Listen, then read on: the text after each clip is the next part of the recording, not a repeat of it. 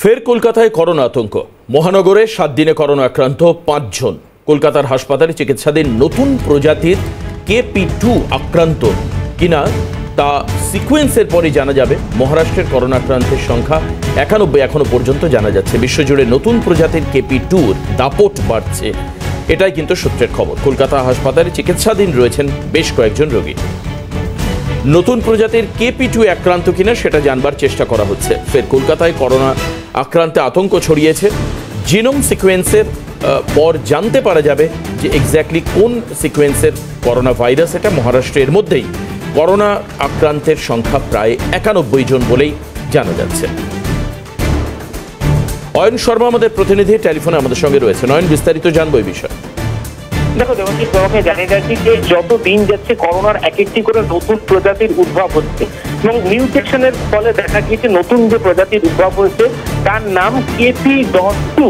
এই KP.2 ইতিমধ্যে কিন্তু বিশ্বজুড়ে আতঙ্ক তৈরি করেছে, কারণ মোর ট্রান্সমিসেবল বলা হচ্ছে, তার মানে বেশি ছড়াতে পারে এই প্রজাতি। কিন্তু কতটা ক্ষতিকারক তা কিন্তু এখনো পর্যন্ত গবেষণা করে দেখা যায়নি এবং চিকিৎসকরা সে সিদ্ধান্তে আসতে পারেননি। তবে এখনো পর্যন্ত এই KP2 এর যে নতুন প্রজাতিতে আক্রান্তের সংখ্যা গোটা দেশ জুড়ে 100 জন, মহারাষ্ট্রে আক্রান্তের সংখ্যা 91 জন। তবে কলকাতাতেও কিন্তু নতুন করে এরই মধ্যে কোভিড আতঙ্ক ফিরেছে।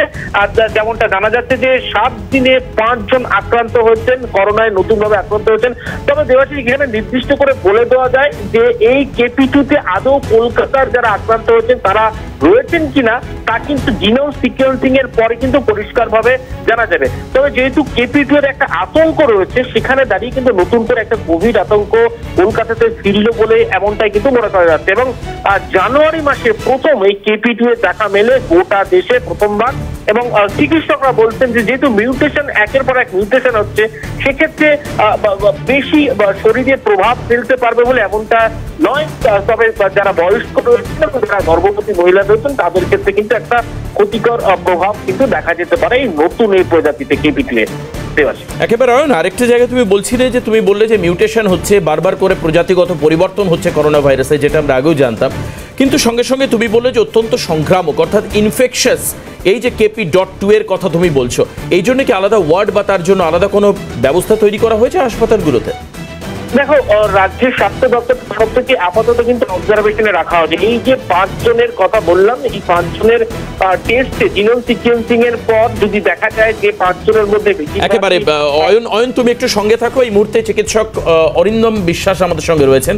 আপনাকে স্বাগত ডক্টর বিশ্বাস। এই যে KP.2 যে নতুন প্রজাতি, এই সম্পর্কে স্টাডি রেকর্ড এখনো বিস্তারিত আসেনি, তবে মহারাষ্ট্রে 51 জন এবং কলকাতায় গত 7 দিনে 5 জনের আক্রান্ত হওয়ার খবর আসছে। কি বলবেন ডক্টর বিশ্বাস?